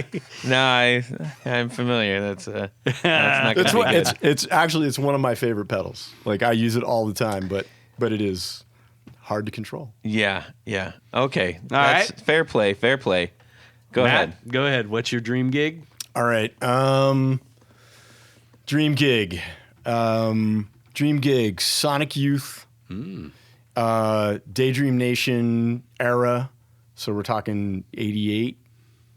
And I'm going to play, I want to play Lee Ronaldo's Tele Custom Ooh, Okay. that's a good choice. or his Jazz Blaster, but we'll say the Tele Custom through the Jasper Johns Super Reverb. So you had Okay. that had the target painted on it, the target amp. Yeah. Yeah. Sonic Youth, Tele Custom, See, super now reverb. he definitely picked one that is going to be just kind of noise mayhem anyway. Yeah, there's no way to Wait, ruin Tony. it. I got There it. is a way to ruin it. I got it. Wait. I got it. Okay, don't listen. Wait, hang on. Actually, I'm gonna turn your headphones down. Wait a minute. That's what I was gonna. All right, we're on All the right, same this is gonna page. be good. Okay.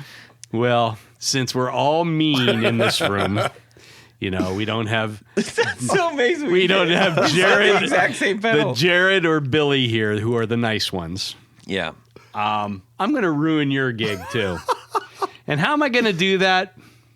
I'm going to offer a Boss AC3 acoustic simulator. What are the odds of all the pedals available that we both said the same one? Great minds think alike. Yeah. That's great. That was a fun one. So that was a lot of fun and made you think a little bit. So thanks, Michael. Yeah. Indeed. And say hello to Eleanor. Yeah. Todd. Yes. There's a special group of people we love to I know thank. there are. These are our executive producers. Now, for those who don't know, an executive producer makes this show possible. How do you become an executive producer? Quite simple. Head over to patreon.com/The Guitar Knobs and check out a couple different levels in which you can participate. Become a sponsor, a patron of the podcast. Each level comes with some very nice thank you gifts. But, there's one thing more. I keep thinking about it. Yes. Matt, do you know what happens as an executive producer? You get to have your name read on the thing. Your name read on the thing, and that's what I'm going to do right now. So special thanks to these executive producers. Moon Guitars, Vader and Pedals, John Halverson, Rick Calhoun, Trevor Gunberg, Elad Mizrahi, Mike D., Richard Kendall, Mark Garton, James White, Justin Jones, Anthony Gemalero, Bill Gola Guitars, John Esterly, Anthony Lathrop, Stefan Lamb, Michael Senchuk, Ken Sayers, Doug Christ, Darren Gregory, Tom Barazin, Rusty Sneeden, Ralph Gottschalk, Don Kloss, Gregory Randall, Brett Hogarth, Eric Hemmer, Stuart George, Michael Furman, James Bell, James Romer, Cameron Pampas, and David Tyndall. All right. Thank you so much. You can thank them, but, there's another special group of executive producers that we like to call our Grand Poohbahs. In addition to all the great stuff, these fine folks get a fez to wear upon their coif. So special thanks to these Grand Poohbahs.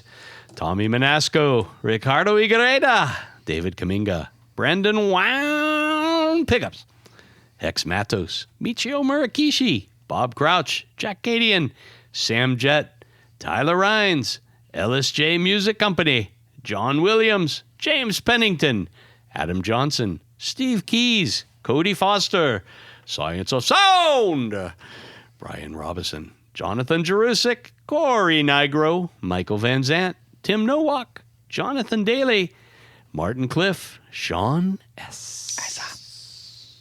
David Poe, Billy Spitfire Unlimited, Congregation Gear Demos, Paul Vaughn Eppinger, Yes. Scott Sullivan, Great Lakes Guitar Pickups, and I'm told that we have an upgrade this week. That is correct, Mundo. What is that? Could it be? Matt Hart has upgraded to Grand Poohbahville? Yeah. Oh, welcome aboard. Champion. Thank you. Champion. Now, we're going to have some difficulty making the fez. We might have to cut off the top of the fez to make it work with the coif, but we'll work something out. Thank you all so much for helping to support our show. It truly makes all the difference in the world, and we frankly could not do what we do. And I don't mean just speaking to a microphone. There's a whole lot that goes into this beyond that, and that's where this really is so very helpful. Matt, Where can people find the things that you are putting out into the universe? Yeah, if people want to find me, they can find me on Instagram at forkliftmatt or at Never New Band, NEVERNEW band. Awesome. Where can people get your books? There are links at Instagram to all that stuff. Gotcha. Yeah. Okay. So explain Forklift Matt. For 25 years, I was the editor-publisher of Forklift Ohio, a journal of poetry, cooking, and light industrial safety. Oh, very cool.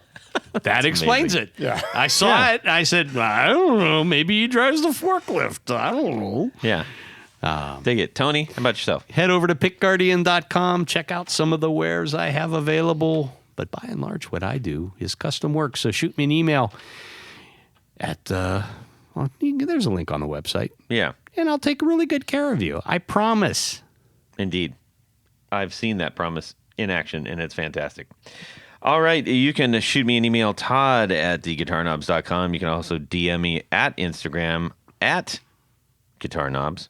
And please check out Flint Effects. If you've got a multi-effects unit that we've been talking about, HX Stomp, Stomp XL, You need one. Valaton, You any need of those things, you need one.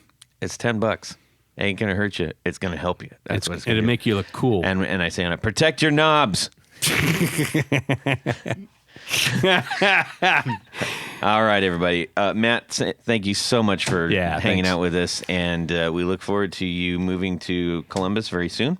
All right. And yeah, no, seriously, move here so we do this more. And like, I mean, there's a a couch over there in Billy's part of the studio. Yeah, So, he's not using it. Anyhow, thank you, everybody. Have a fantastic guitar weekend. Subscribe. Yeah. Well, nope, he's not in here. Okay. All right. We tried again. All right, go, We did a long, deep dive. go. Yes. You want to clap me in? Sure, Tony. I just, a wraparound bridge with a P90, single P90 pickup. It's great. Juniors are always Which is why he has so many Rickenbackers. Wow. Which totally defies reasoning. No. Not edit it. And you're like, that's exactly what I did. No, it isn't. Here, use the mic in case you say anything funny. Start the podcast. Pull it over your way. When I leave It's like the a house. radio show, except different. It's like an old-timey radio show. Right on. So, Hello, America. But I do prefer Esquires over Telecasters. Yeah. I don't know, Well, something There's single not a pickup thing. wraparound bridge on that. What are No, you but talking the about? single pickup. Let me explain to you what a Telecaster is. Let me explain to you what a Stratocaster is. Man. whoa. That's what Tony says is the clubs. All right. Right on. That won't make it anywhere. That's not good. Todd. I don't like to show up empty-handed anywhere. So, no. It's down on the bottom. Down in the bottom, The bottom? the bottom so low. So much amazing stuff Yeah. that we dreamed about trying to do as kids. I mean, I had no idea. It's like I wanted to, in 1984 probably, I wanted to sound like Mick Mars from Motley Crue. And I had a little like one of those little Fender Champ amps and a Strat that my parents got me. And I was just like, why can't I sound like freaking Mick Mars? Yeah. Les Paul. And This is when you were talking about on the last. Yeah, that's the Les Paul Senior. Yeah. The last 5 episodes, yes. No, not the last 5 episodes. Did you happen to watch the Grammy tribute to Paul Simon last night? No. What? Honest to God, Why would you ask me that? When we were kids, we didn't wear earplugs. Like I'm No. practicing with punk bands, Mowing the yard, top shooting volume. guns. Totally, yeah, all of it. At the same time, Yeah. All right. That's my Wolfman Jack. Wolfman Jack playing all the hits. All right. Nobody knows who Wolfman Jack is anymore. Well, you and I. Oh yeah, You guys know. We do, yeah. Yeah. Speaking of that, I just Wolfman Jack. Matt, do you have anything to declare? Okay, I still do have- declare. Background was. Tighten up your girdle there. And away we go. Well, that's it for these knobs. Please visit our Patreon page at patreon.com/theguitarknobs. Visit our website at theguitarknobs.com for all of our past episodes, 4 on the Floor blog, and other good stuff. You can connect with us on social too at our Facebook page and share your gear and stories on our Facebook group. Also, be sure to check out our Instagram at Guitar Knobs. Catch you next time.